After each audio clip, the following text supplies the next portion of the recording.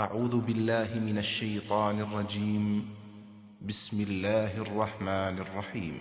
وَلَوْ شَاءَ اللَّهُ لَجَعَلَكُمْ أُمَّةً وَاحِدَةً وَلَكِنْ يُضِلُّ مَن يَشَاءُ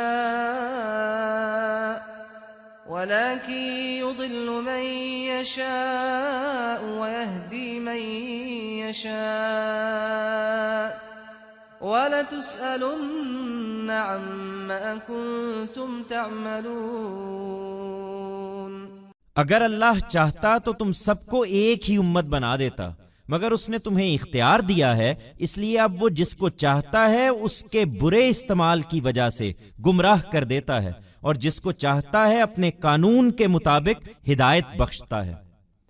اور اس نے اپنی حجت تم پر پوری کر دی ہے، تو جو کچھ تم کر رہے ہو اس کے بارے میں ضرور تم سے پوچھا بھی جائے گا۔ Had God wanted, He would have made you into one ummah, but He has given you the freedom to choose, so now He leads astray whomsoever He wants, because of misusing this freedom, and guides whomsoever He wants, according to His law.